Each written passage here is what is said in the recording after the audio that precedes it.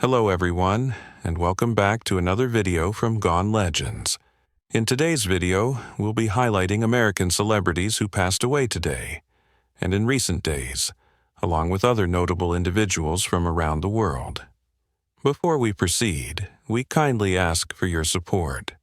If you find these tributes meaningful, please take a moment to like this video. It truly means a lot to us. Thank you for being here. And now, let's begin. 1. Timothy "Tim" Very. On February 14, 2026, the music world fell into a quiet, aching silence when Timothy "Tim" Very passed away at the age of 42, while his family chose to keep the exact medical details private. It was confirmed that his passing followed serious health complications that had developed unexpectedly, leaving fans and fellow musicians stunned by the sudden loss. The shock rippled through the indie rock community, where Tim had long been more than just a drummer. He had been a heartbeat. Born in 1983 in the United States, Tim grew up immersed in rhythm. From an early age, percussion became his language, his therapy, his compass. Long before global tours and festival stages, there were small venues, cramped practice rooms, and endless hours refining the craft that would define his life. His breakthrough came when he joined the acclaimed indie rock band Manchester Orchestra, where his dynamic, emotionally charged drumming elevated the band's sound into something deeply cinematic and unforgettable. Tim's style was never about technical showmanship alone, it was about feeling. Every beat carried weight, every pause held meaning. Albums he worked on became soundtracks to countless lives, accompanying heartbreak, hope, and healing. Offstage, he was known for warmth, humility, and an infectious laugh that filled rehearsal rooms with light. His passing leaves an irreplaceable space in modern alternative music. Yet every drumline he recorded continues to echo. Tim Very's rhythm did not end in 2026, it simply became eternal. 2. Giuseppe "Pino" Colizzi. On February 15, 2026, Italian cinema lost one of its most resonant voices when Giuseppe "Pino" Colizzi passed away in Rome at the age of 88. Though the specific medical cause of his death was not publicly detailed, it was confirmed that he had been facing age-related health complications in the final months of his life. His departure marked the end of an era for Italian film and dubbing artistry. Born in Rome in 1937, Pino Colizzi grew up surrounded by the cultural richness of post-war Italy. He gravitated toward the stage early in life, studying theater and dedicating himself to performance with a seriousness that would define his long career. While he appeared in numerous films and stage productions, it was his extraordinary voice that made him legendary. Colizzi became one of Italy's most respected dubbing artists, lending his voice to international stars such as Jack Nicholson, Michael Douglas, and Richard Dreyfuss for Italian audiences. He infused characters with depth, nuance, and emotional authenticity, ensuring that nothing was lost across languages. For decades, his voice became inseparable from some of the most iconic performances in film history. Calm yet commanding, expressive yet controlled, Colizzi understood that voice acting is not imitation. It is interpretation. With his passing, Italy did not just lose an actor, it lost a voice that carried generations of cinematic memory. And though he is gone, his voice will continue to speak, echoing through film, through history, through time. 3. Vangie Bonghanoy Labalan. On February 12, 2026, beloved Filipino actress Vangie Bonghanoy Labalan passed away at the age of 83 after a prolonged illness while in Australia with her family. Her battle with declining health had been private, dignified, and courageous, just like the woman herself. When the news broke, the Philippine entertainment industry paused in collective grief. Born on January 20, 1943, in Negros Occidental, Philippines, Vangie's journey into performance began through radio broadcasting in the 1960s. It was there she learned the delicate craft of storytelling through voice alone. Her natural talent eventually caught the attention of acclaimed director Ishmael Bernal, launching her into Philippine cinema. She became widely recognized for her unforgettable role in the classic film Himala, where her portrayal carried emotional weight that resonated across generations. Over the decades, Vangie appeared in numerous films and television series, including some of the country's longest-running dramas. She often portrayed matriarchs, neighbors, and complex supporting characters' roles that grounded stories in reality and truth. Beyond acting, She mentored younger performers and remained a respected presence in the industry. Her performances were never exaggerated. They were lived in, sincere, and deeply human. Her passing leaves a space that cannot be replaced, but her legacy lives on in every Filipino film that dares to be honest, in every role that reflects the soul of everyday people. Vangie Labalan's artistry remains immortal in the stories she helped shape. 4. Bud Cort, on February 11, 2026, American actor Bud Cort passed away in Los Angeles at the age of 77 due to complications from pneumonia following a long illness. His health had been fragile in recent years, and while his passing was not entirely unexpected, it still struck deeply within the film community. With him went one of cinema's most quietly distinctive presences. Born Walter Edward Cox in 1948 in New Rochelle, New York, Bud Cort rose to fame in 1971 with his iconic role in Harold and Maude.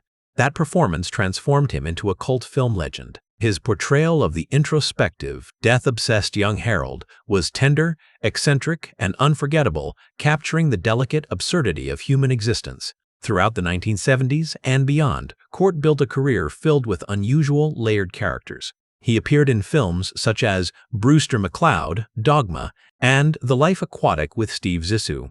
His voice work and television appearances further demonstrated his range. Bud Cort never fit neatly into Hollywood's mold, and that was precisely his brilliance. He embodied characters who existed on the margins, revealing beauty in awkwardness and meaning in melancholy. His passing marks the end of a unique cinematic voice. Yet every time Harold and Maude plays on a screen somewhere in the world, Bud Cort's gentle, searching presence lives again, reminding us that even in life's strangest corners, there is poetry. 5. Asa Pakarinan Jor, on February 12, 2026, Finnish actor, comedian, and puppeteer Asa Pakarinan Jor passed away in Helsinki at the age of 78, following complications related to a prolonged illness. His passing was confirmed by close family members, who described his final days as peaceful and surrounded by loved ones.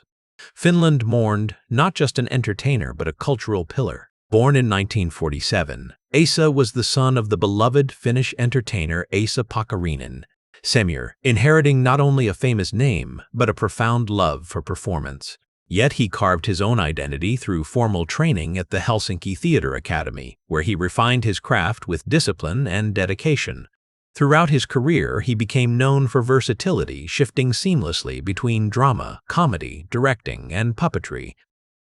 He brought laughter to audiences during difficult times and depth to roles that required subtle emotional intelligence. His work in children's programming and puppet theater made him especially cherished among younger generations. In 2014, he was awarded a state artist pension in recognition of his immense contributions to Finnish culture, a rare and prestigious honor. That recognition reflected what audiences had known for decades. Asa Pakarinan Jr. was not simply performing, he was preserving cultural storytelling. With his passing, Finland loses a voice of humor and heart. But the laughter he sparked, the characters he created, and the artistry he shared remain stitched into the nation's cultural fabric. 6. Juan de la Loza. In early February 2026, Juan de la Loza passed away at the age of 78 after suffering complications related to a prolonged respiratory illness. His health had quietly declined over the previous year, and though he fought with resilience, his body ultimately gave way. His passing was confirmed by family members, who described his final days as peaceful and surrounded by loved ones. For those who followed his work, the news felt like the closing of a deeply human chapter. Born in 1948, Juan grew up in a culturally rich environment where storytelling was not simply entertainment but tradition. From an early age, he was drawn to performance, local theater, community productions, and radio dramas that shaped his understanding of emotion and expression. He pursued acting not for fame but for connection. That authenticity became the cornerstone of his career. Over the decades, Juan built a reputation as a dependable and heartfelt performer. Whether appearing on stage or screen, he brought quiet intensity to his roles. His performances often reflected the struggles of everyday people, fathers, workers, neighbors, characters grounded in realism rather than spectacle. Directors valued him for his discipline. Audiences valued him for his sincerity. He never sought the spotlight aggressively, Yet his presence lingered long after scenes ended. His legacy lies not in awards alone, but in emotional honesty. Juan de la Loza represented the kind of artist who believed storytelling was sacred. In his passing, the world loses a craftsman of truth, but his work continues to breathe through every performance he left behind. 7. Shelley Desai. On February 10, 2026, Shelley Desai passed away in Los Angeles at the age of 90 due to age-related complications following a gradual decline in health. Though he had stepped back from public life in recent years, his impact on stage and screen remained deeply respected within the entertainment industry. His passing marked the quiet farewell of a lifelong working actor. Born in 1935 in Bombay, India, Shelley Desai later made his way to the United States, where he pursued formal training in theater. His early career was rooted in Broadway and stage productions, where discipline and craft shaped his artistic identity. Those formative years gave him the foundation that would sustain a career spanning more than 5 decades. Shelley became known primarily as a character actor, appearing in numerous American television series and films. He had roles in productions such as Stained Elsewhere, Star Trek, The Next Generation, and The A-Team, among many others. Though often cast in supporting roles, he brought authenticity and presence to every scene. His performances felt natural, understated, and lived in. He was not a headline celebrity, but he was a consistent professional, an actor directors trusted and audiences recognized. That reliability became his signature. With his passing, an era of disciplined stage-trained performers quietly fades. Shelley Desai's legacy is found in the steady, dignified contributions he made to countless productions. His work remains woven into television and film history, proof that greatness is often measured in consistency, not spotlight. 8. King T. Leatherbury. On February 10, 2026, King T. Leatherbury passed away at his home at the age of 92 due to natural causes associated with advanced age. His death marked the end of one of the most successful and enduring careers in American horse racing history. For the racing community, it was the loss of a living institution. Born in 1933 in Maryland, Leatherbury grew up immersed in the world of thoroughbred racing. Horses were not simply animals in his life, they were companions, athletes, and partners in a lifelong journey. From humble beginnings, he developed an intuitive understanding of equine training that would define his career. Over several decades, Leatherbury amassed more than 6,500 career wins, placing him among the most accomplished trainers in U.S. racing history. He was a dominant force in the Mid-Atlantic circuit and was part of Maryland racing's celebrated Big Four.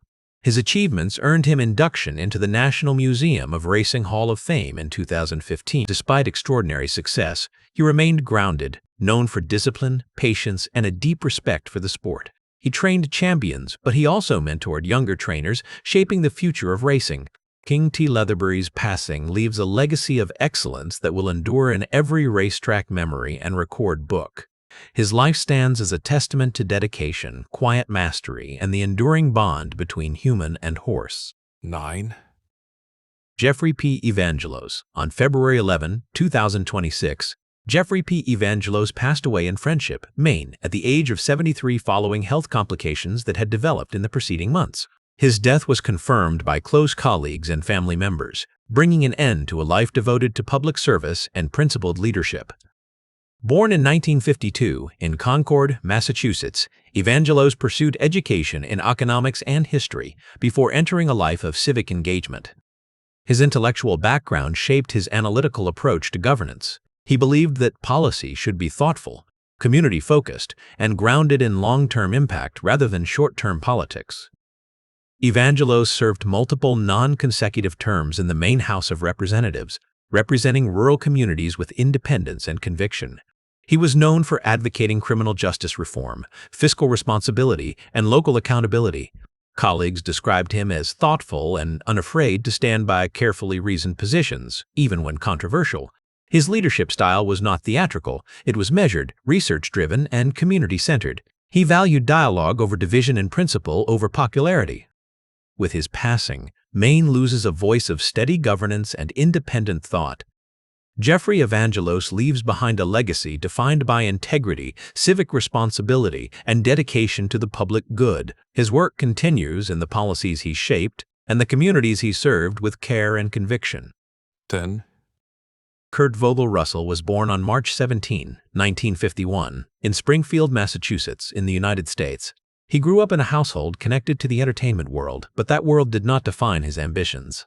His father, Bing Russell, was a working actor known for Western television series, and his mother, Louise Julia Russell, had once been a dancer. Performance existed in the atmosphere of his childhood, yet his heart was drawn elsewhere. As a boy growing up in California, Kurt found his identity not under studio lights, but under open skies. Baseball became his passion, his discipline, his direction in life. He trained relentlessly. He committed himself to the game with the seriousness of someone who did not treat it as a pastime, but as a calling. By the time he reached young adulthood, he was playing professionally in the minor leagues as a second baseman. The path ahead seemed clear. Major League Baseball felt within reach. His focus was sharp, his dedication unwavering. Acting was simply something he had done as a child. Baseball was who he was becoming. And then, in an instant, that future ended. A torn rotator cuff destroyed his shoulder, and with it, the career he had been building. It was not a slow decline. It was not a gradual fading of possibility. It was sudden and absolute. The body he had trained to perform betrayed him. Doctors made it clear that continuing at that level would not be possible. For a young man whose identity was tied so closely to the game, the emotional impact was profound. The silence after that diagnosis was heavier than any crowd he had ever played before. When a dream dies, it leaves behind more than disappointment. It leaves confusion. It leaves doubt. It leaves the terrifying question of who you are without the thing you love most. For Kurt Russell, that moment forced him to look inward. He had been disciplined, he had been strong, but now he had to confront uncertainty. Acting was still there, waiting in the background of his life. As a child, he had signed a 10-year contract with Walt Disney Studios during the 1960s. He starred in films such as The Computer Wore Tennis Shoes, The Barefoot Executive, and Now You See Him, Now You Don't. Audiences knew him as the charming, wholesome young star. Walt Disney himself reportedly saw promise in him and believed he would become a major figure in the industry one day. Yet even that early success carried a hidden burden. Child stardom can become a cage. The very image that brings applause in youth can limit opportunity in adulthood. As Kurt grew older, the industry struggled to see him as anything other than the clean-cut Disney actor. Casting directors hesitated. Producers questioned whether audiences could accept him in darker or more complex roles. The same familiarity that once made him beloved began to restrict him. So here he stood, at the end of his baseball career, facing a Hollywood that did not fully know what to do with him. The safety net people assume child actors have was an illusion. There were no guarantees. The industry was changing in the late 1970s. Cinema was becoming grittier, more daring, more experimental. New leading men were emerging with rough edges and intense personas. Kurt Russell had to prove that he could evolve or risk fading quietly into nostalgia. Those were not easy years. There were projects that failed to leave an impact. There were moments when his career seemed suspended between past success and uncertain future. Privately, he wrestled with the fear that perhaps his time had already peaked in childhood. It is a difficult thing to wonder if your best chapters have already been written before you have truly begun to live. Then came an opportunity that carried enormous risk. Director John Carpenter offered him the role of Snake Plissken in the 1981 dystopian film, Escape from New York. The character was nothing like the Disney image the public remembered. Snake Plissken was cynical, hardened, unpredictable, and dangerous. Accepting the role meant stepping away from everything safe and familiar. It meant risking rejection on a large scale. If audiences refused to accept him in that role, it could have permanently damaged his standing in Hollywood.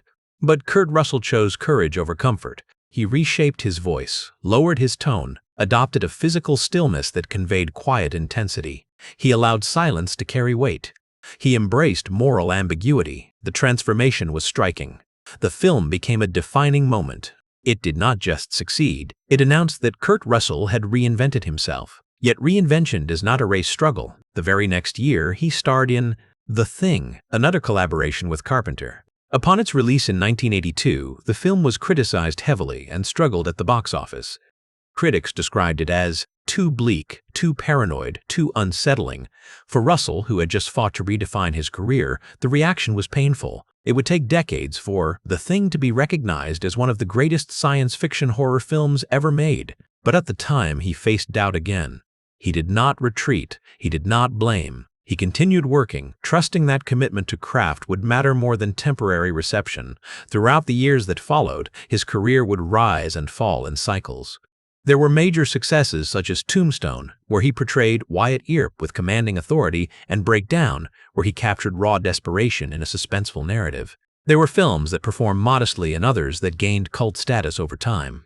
What remained constant was his refusal to chase trends or surrender to pressure. Off-screen, his long-term relationship with actress Goldie Hawn became a subject of constant media scrutiny. They chose partnership without traditional marriage, a decision that invited endless speculation.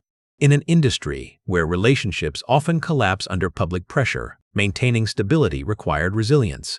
Together, they built a family that included Kate Hudson and Oliver Hudson, blending love and loyalty across generations. Kurt Russell's life is not defined by scandal or dramatic collapse. Instead, it is marked by moments when he stood at crossroads and chose perseverance.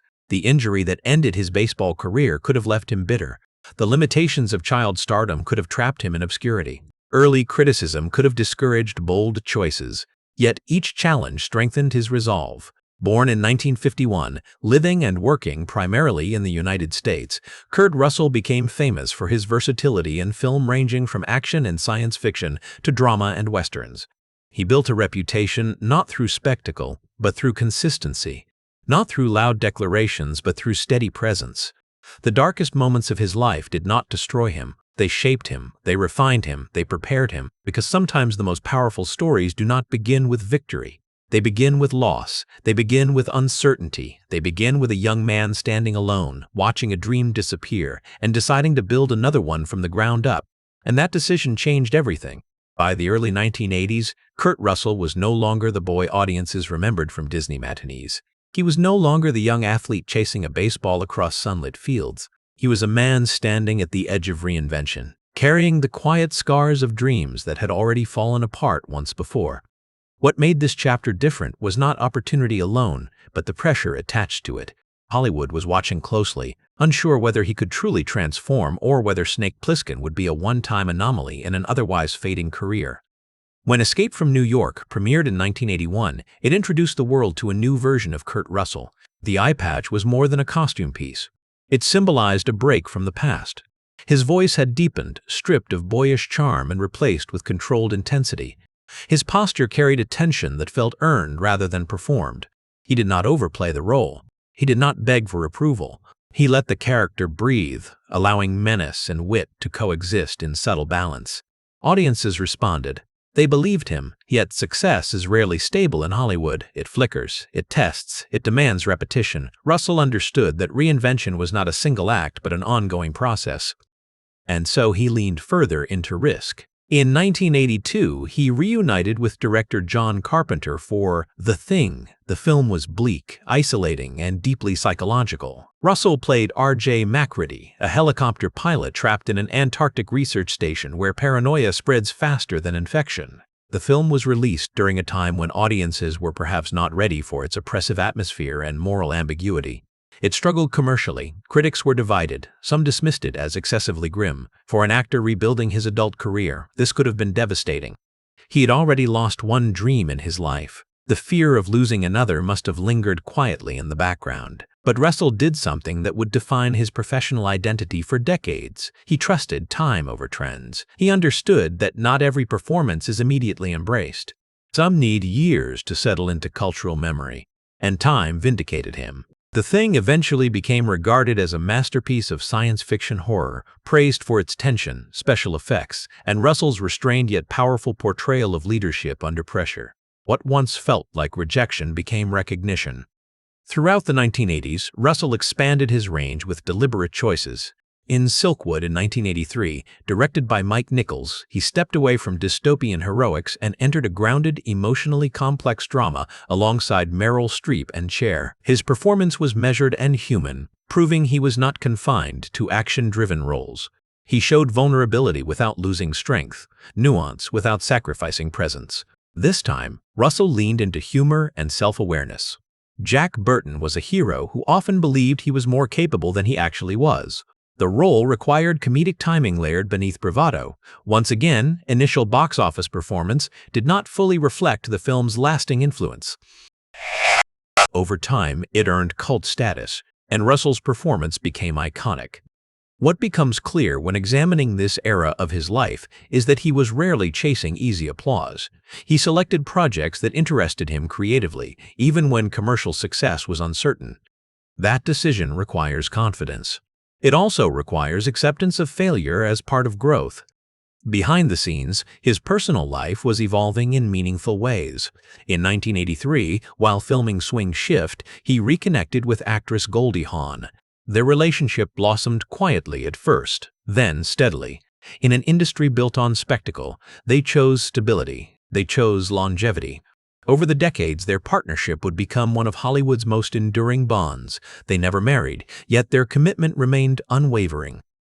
Together, they raised a blended family, including Kate Hudson and Oliver Hudson, creating a foundation built on mutual respect rather than public validation. Balancing career reinvention with personal commitment is not simple. Fame introduces scrutiny, media speculation becomes background noise. Yet Russell maintained a steady focus. He rarely engaged in controversy. He avoided unnecessary headlines. Instead, he allowed his work to speak.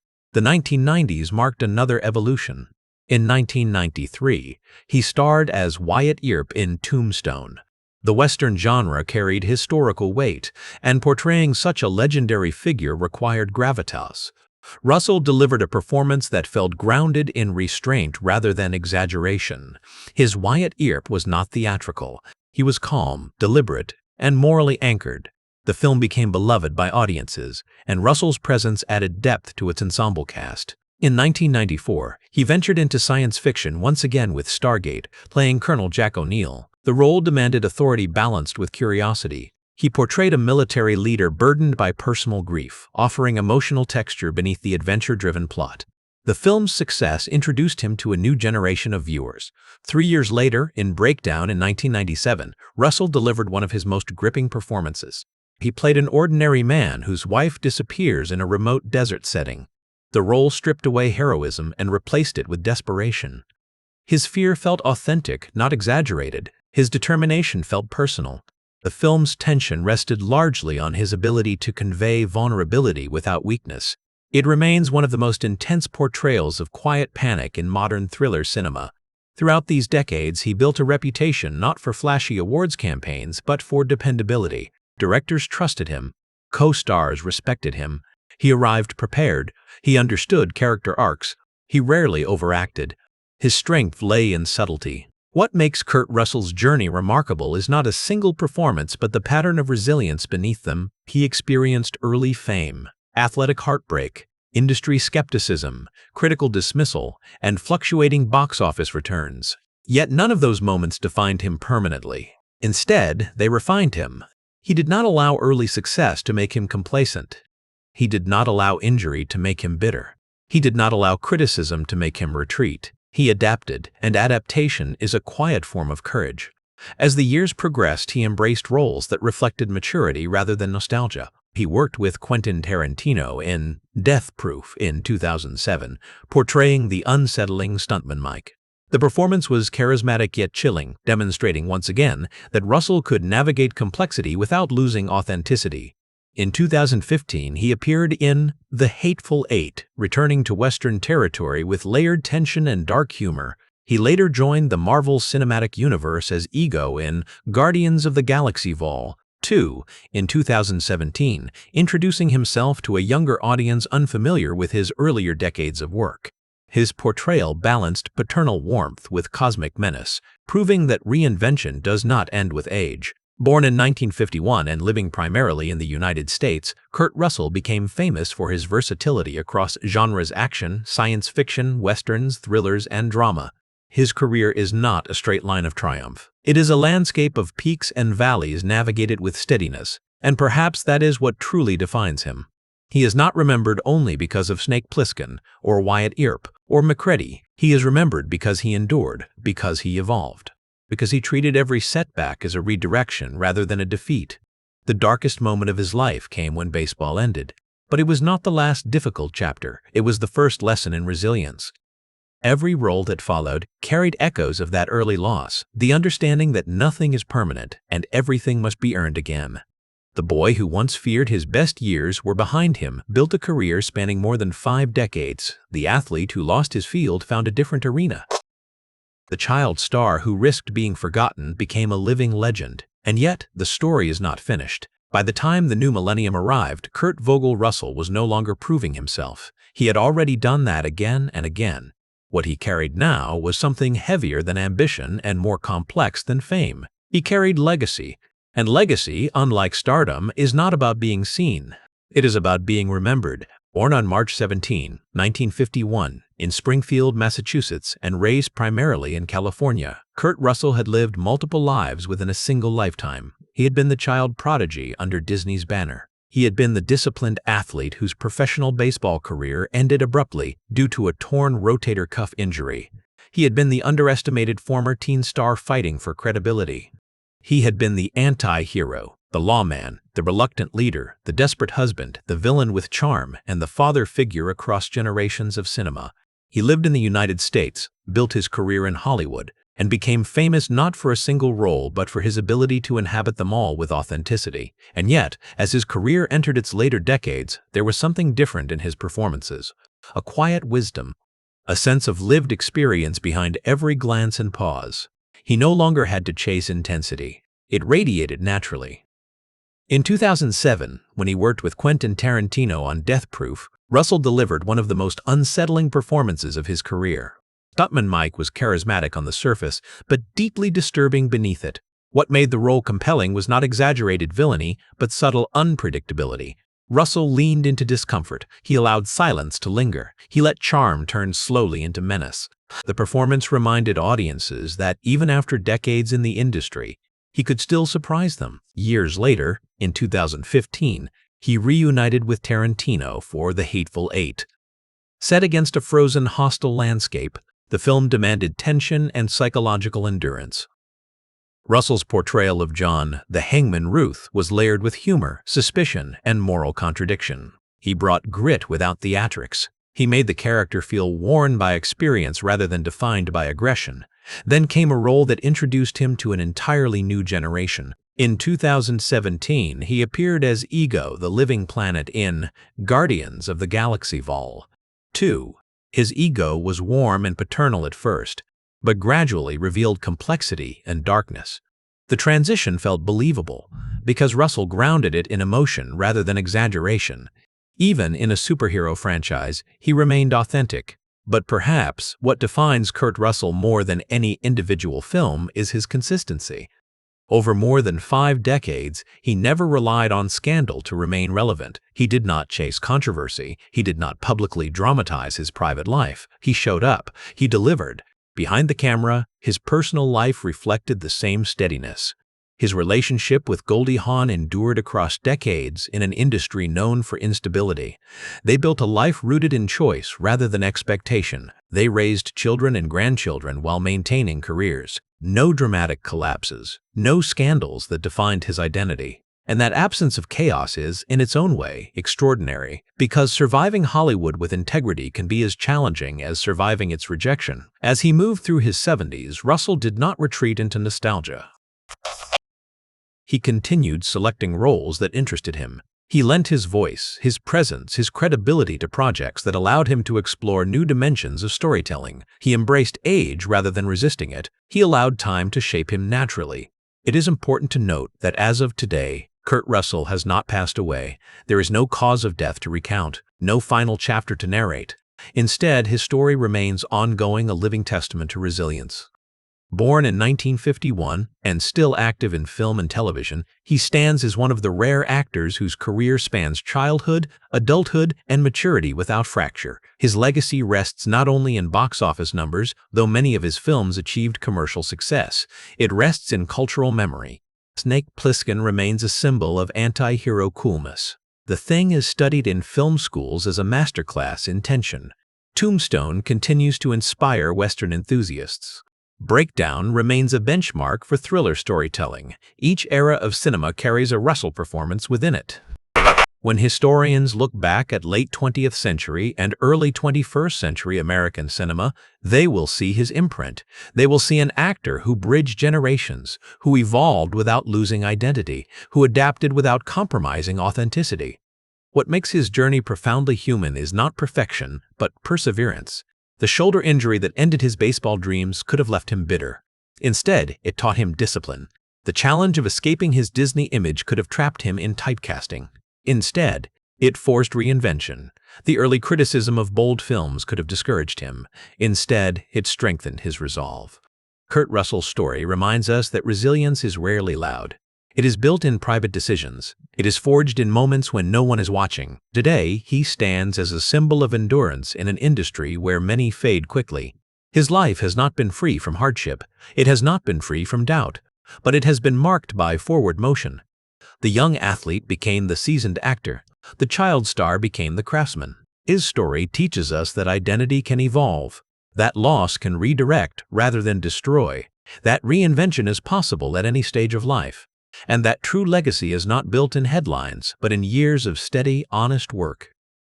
This has been the story of Kurt Vogel Russell, born March 17, 1951, in Springfield, Massachusetts, raised in the United States, famous for his versatility across action, science fiction, westerns, drama, and thriller genres. A man whose greatest setbacks became the foundation of his strength. A man whose career spans more than 50 years without losing its integrity.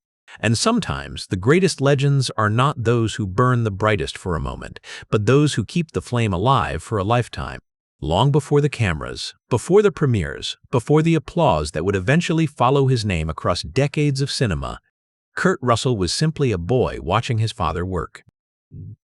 Bing Russell was not a towering Hollywood icon, but he was a steady presence in Western television.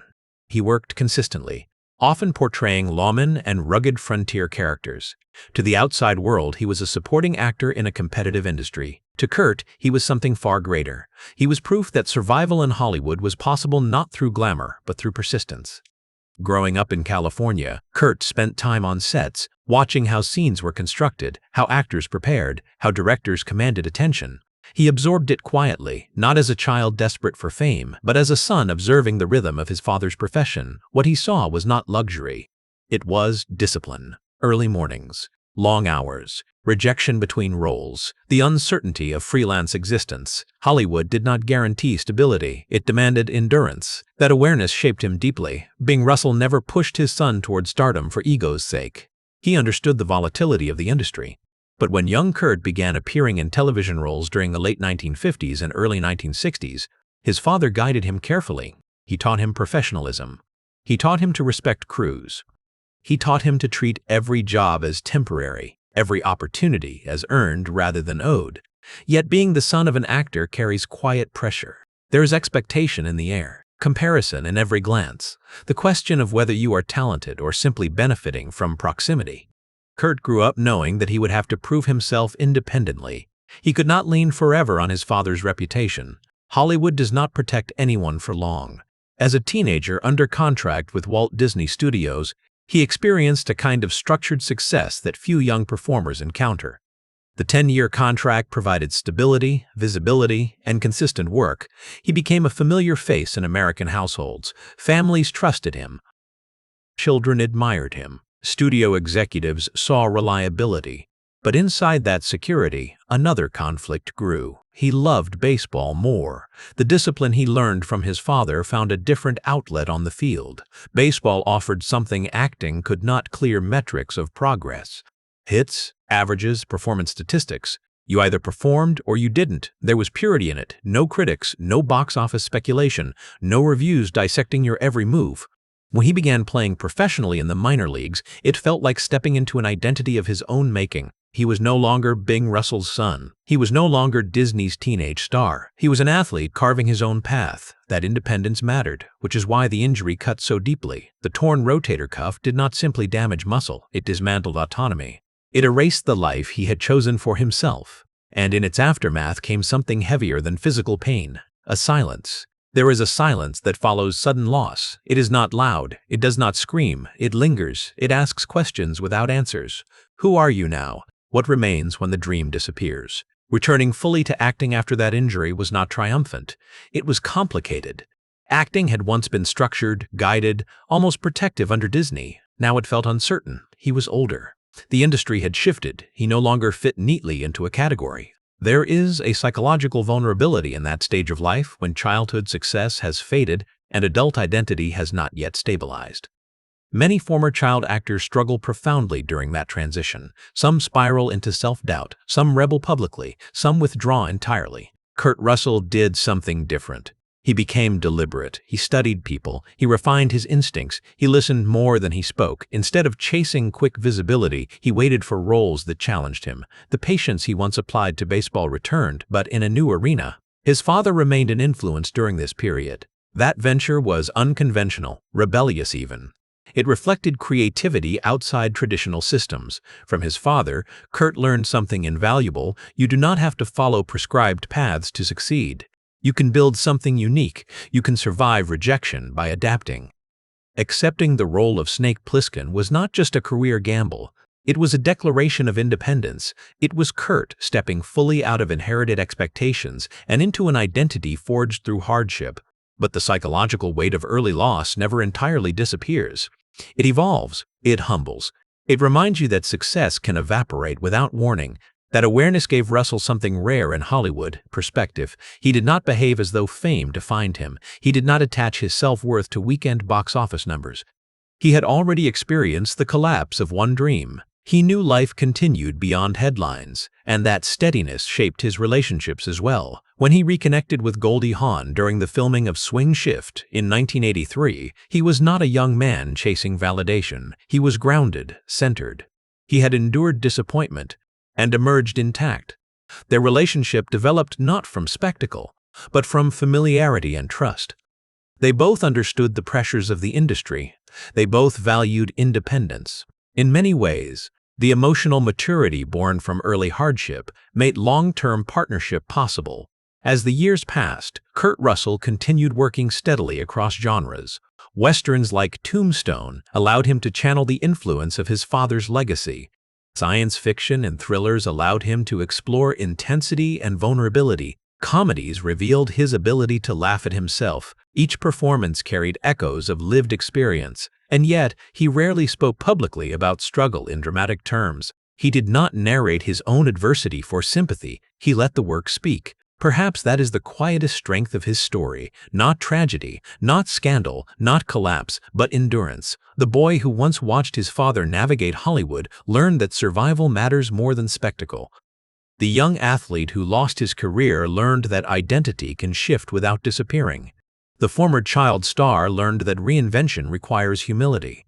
These lessons are not glamorous, they are not headline-grabbing, but they are foundational. As of today, Kurt Vogel Russell, born March 17, 1951, remains alive, continuing his work and living primarily in the United States. His fame was built across action films, westerns, science fiction epics, thrillers, and dramas.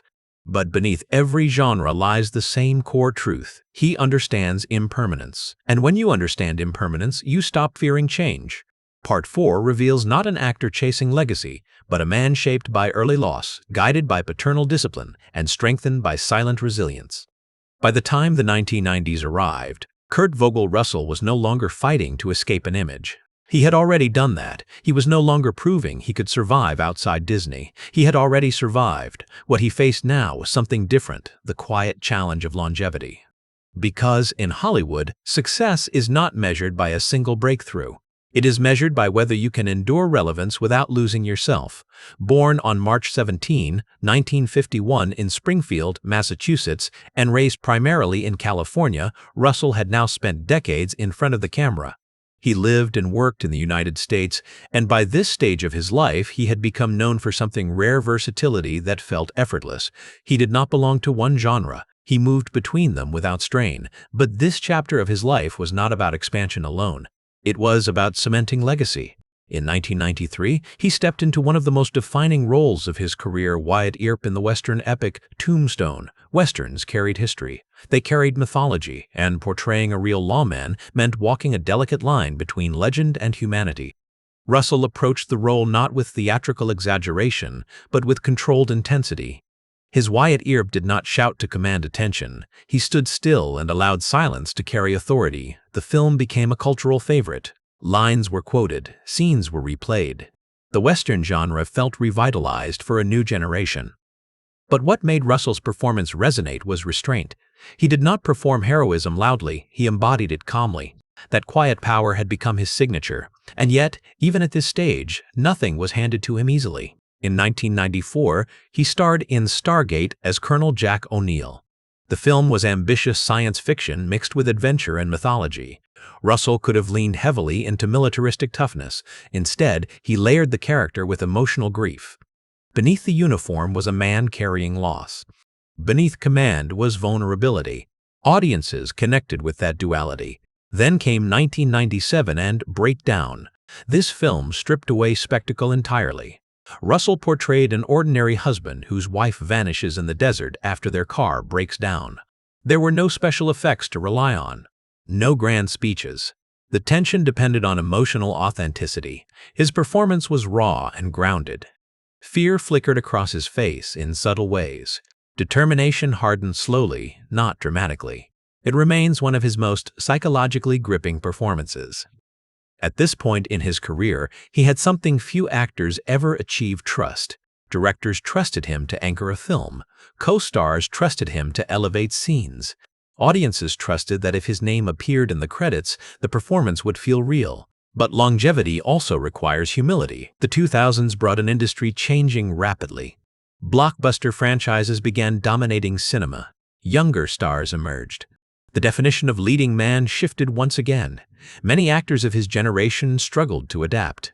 Russell adapted without desperation. In 2007, he collaborated with Quentin Tarantino in Death Proof. The film allowed him to explore darkness in a different way. Stuntman Mike was charming and unsettling at once. Russell embraced unpredictability. He allowed the character's menace to surface gradually. It was a performance that reminded critics and audiences alike that he had not softened with age, he had deepened. Then, in 2015, The Hateful Eight reunited him with Tarantino in a snow-covered western filled with tension and moral ambiguity. His portrayal of John Ruth was layered with humor, suspicion, and volatility. Once again, he demonstrated something subtle but powerful. He never repeated himself. Even when returning to Western territory, he avoided imitation of his earlier work. In 2017, he entered the Marvel Cinematic Universe as Ego in Guardians of the Galaxy Vol. 2. For many younger viewers, this was their introduction to Kurt Russell. In a franchise known for spectacle and vibrant characters, he grounded the cosmic scale with emotional realism. His portrayal of a father figure revealed warmth before revealing darkness. The transition felt believable because he rooted it in psychological nuance rather than theatrical villainy. By now, something fascinating had occurred. He had become an icon without ever chasing the label. He did not cultivate controversy to remain visible. He did not reinvent himself artificially for trends. He did not cling to youth. Instead, he embraced evolution. His relationship with Goldie Hawn continued to defy Hollywood's reputation for instability. Decades together, raising children, navigating fame side by side. They chose partnership without marriage, loyalty without spectacle. Their bond became part of his public identity, not as gossip, but as quiet proof that endurance applies to love as much as career. Throughout these decades, Russell maintained something rare: perspective. He had already experienced losing his first dream when baseball ended due to injury. That early heartbreak had immunized him against panic. He understood that identity does not vanish with a setback. It transforms. So when projects underperformed, he did not spiral. When critics disagreed, he did not collapse. He kept working, kept refining, kept showing up, and that consistency built something stronger than momentary fame. It built respect. Film historians now speak of him as a bridge between eras, from studio-era contracts to modern franchises, from practical effects to digital spectacle, from cult classics to global blockbusters. As of today, Kurt Vogel Russell, born March 17, 1951, remains alive and active. There is no cause of death to recount, no tragic ending to narrate. Instead, there is continuation, there is presence, there is the rare privilege of witnessing a legend while he is still among us. He is famous for action films like Escape from New York, He is remembered for science fiction masterpieces like The Thing. He is celebrated for westerns like Tombstone. He is admired for thrillers like Breakdown. He is respected for dramatic performances and even villainous turns. But beyond titles and genres lies something deeper. Kurt Russell represents resilience without drama, reinvention without noise, strength without arrogance. He once stood at the edge of uncertainty when baseball ended. He once faced the suffocating box of child stardom. He once endured critical dismissal when bold films were misunderstood. Yet none of those moments became his identity. Instead, they became fuel. And perhaps that is why his presence on screen feels so grounded. Because behind every role stands a man who understands impermanence and chooses steadiness anyway. This chapter of his life is not about overcoming a single obstacle. It is about mastering time itself, about remaining relevant without losing authenticity, about aging in an industry that often resists it. Kurt Russell did not demand legend status. He earned it slowly, patiently, over decades of unwavering work. There comes a moment in every long career when the spotlight softens, when the noise of premieres and flashing cameras fades into something quieter, more reflective. For Kurt Vogel Russell, that moment was never about stepping away. It was about understanding who he had become beyond the characters, beyond the scripts, beyond the expectations that once surrounded him. Born on March 17, 1951, in Springfield, Massachusetts, and raised in California, Russell's life unfolded almost entirely in the United States, within the shifting landscape of American cinema.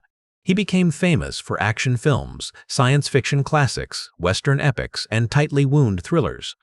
Yet beneath the titles and accolades stood a man who never fully defined himself by fame. He rarely romanticizes success. Instead, he talks about preparation, timing, trust, and instinct. The same mindset that once guided him on a baseball field followed him into film sets. The injury that ended his baseball career did more than redirect him toward acting. It shaped his philosophy.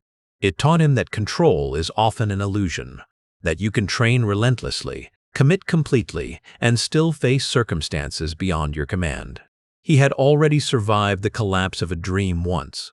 That perspective became his quiet advantage. Throughout his career, he avoided extremes. He did not pursue awards campaigns aggressively. He did not build a brand around controversy. He worked steadily, project by project, trusting longevity over flash. In an industry obsessed with overnight sensation, Russell became a symbol of endurance, and endurance influences others. Many modern actors cite his work in The Thing, Escape from New York, and Tombstone as foundational. Filmmakers study his subtlety, how he allows silence to carry meaning, how he resists overacting, how he communicates tension with minimal movement. Younger generations discovered him through franchises like the Marvel Cinematic Universe, only to trace his career backward and uncover decades of defining performances. But influence is not only about performance style, it is also about professionalism. Crew members often describe him as prepared, respectful, focused. He understands that filmmaking is collaborative. He respects the craft beyond his own role. That humility has preserved his reputation in an industry where ego often overshadows talent. His partnership with Goldie Hawn remains one of the most admired relationships in Hollywood history. Decades together without legal marriage, raising children and grandchildren, navigating fame with laughter rather than scandal. Their bond represents choice rather than obligation, stability rather than spectacle. In interviews, Russell often emphasizes that commitment is daily work, not a headline. There is something deeply human in that approach. He does not present himself as invincible. He acknowledges aging. He acknowledges change. Instead of resisting time, he embraces it. The rugged intensity of Snake Plissken evolved into the seasoned authority of later roles. The young action star matured into a reflective character actor. He allowed growth rather than fighting it. And this is perhaps the most profound element of his legacy: acceptance. Acceptance that careers evolve. Acceptance that youth fades. There is no date marking an end, no cause of death to recount.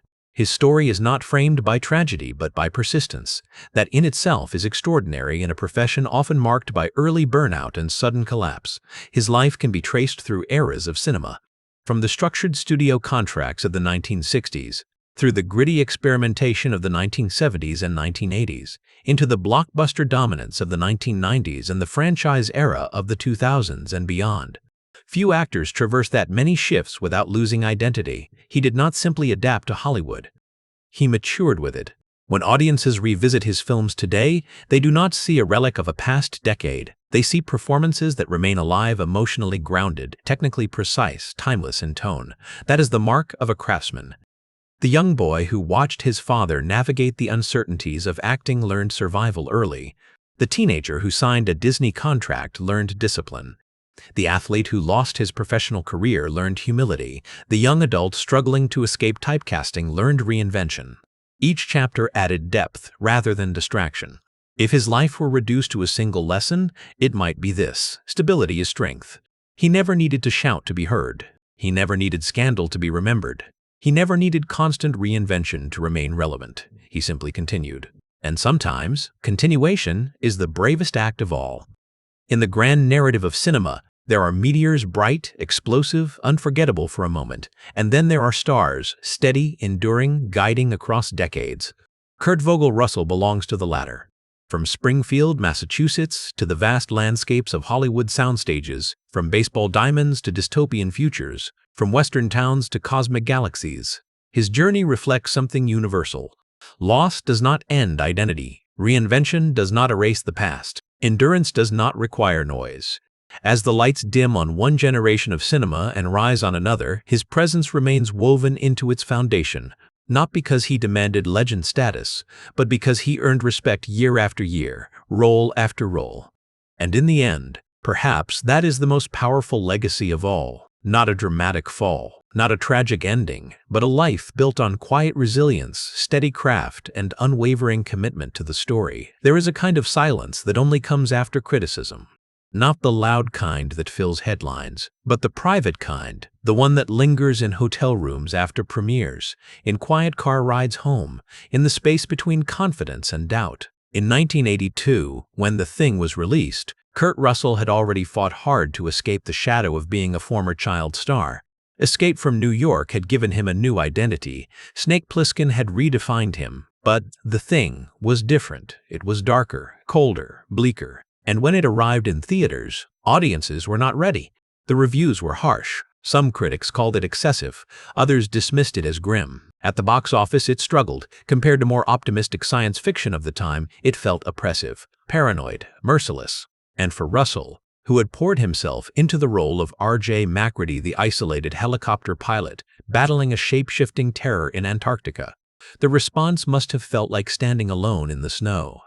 Imagine that moment. You've already reinvented yourself once. You've already risked everything to shed an old identity. And now, the boldest performance of your career is being misunderstood. He did not publicly complain. He did not attack critics. He did not retreat. He continued, but privately, there must have been reflection. Because The Thing was not a casual project.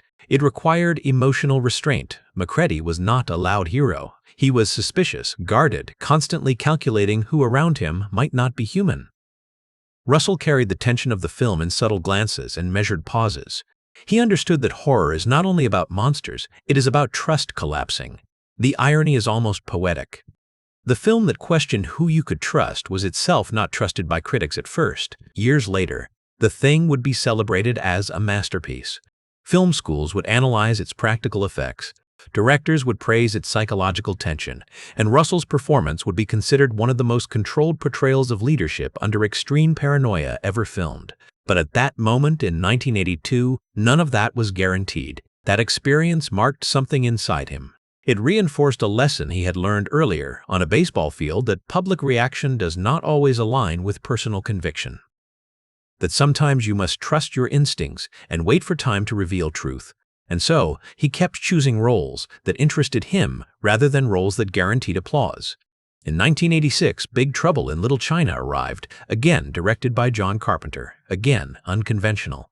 This time, Russell leaned into comedy, playing Jack Burton as a swaggering man who believed himself to be the hero even when he was not. The film confused audiences initially. It did not fit neatly into genre expectations. Was it action, comedy, fantasy, martial arts adventure? Once again, immediate reception was uncertain. But Russell understood something by then. Cult films are born from risk. They do not explode overnight. They simmer. They grow in the shadows. They wait for the right audience. And slowly, that film too became beloved. There is a pattern here that defines this phase of his career. He consistently stood at the edge of mainstream expectation and stepped slightly outside it. Not recklessly, not rebelliously, but intentionally. Even in Tombstone, when he portrayed Wyatt Earp in 1993, he avoided theatrical heroism. Behind the scenes, the production was chaotic, directors changed, creative conflicts surfaced. The film's stability was uncertain at times. Russell reportedly took on additional responsibility to ensure the project stayed on track. That is not the behavior of a star chasing attention. That is the behavior of someone invested in the craft itself. He carried the film not with ego, but with responsibility. When he delivered the now famous scene at the river confronting his enemies with calm fury, it was not performed as spectacle. It was measured, focused, controlled. And audiences felt that control. The same discipline appeared in Breakdown in 1997. That film relied almost entirely on his emotional authenticity. No futuristic effects, no elaborate mythology, just a man searching desperately for his missing wife in a hostile landscape. Russell did not overact panic. He allowed it to flicker beneath the surface. That subtlety created tension more powerful than shouting ever could. What makes this deeper chapter of his career compelling is not constant triumph, but repetition of resilience. Each time a project was misunderstood, he endured. Each time a genre experiment confused audiences, he waited. Each time the industry shifted, he adjusted without losing identity. There is something deeply cinematic about that pattern, not because it is dramatic, but because it is steady. Hollywood often celebrates meteoric rises and tragic collapses. Russell's story offers neither. Instead, it offers evolution. By the time he entered the 2000s, he had internalized something few actors truly grasp. You are not competing against other performers. You are competing against time. And time rewards authenticity more than noise. His performance carried the confidence of someone who no longer needed validation. And that confidence is earned, not performed. The boy who once feared losing baseball had already faced the worst professional heartbreak of his life. The former child star had already escaped a suffocating image. By the time critics misunderstood a film, he had perspective. He understood that public opinion moves like weather.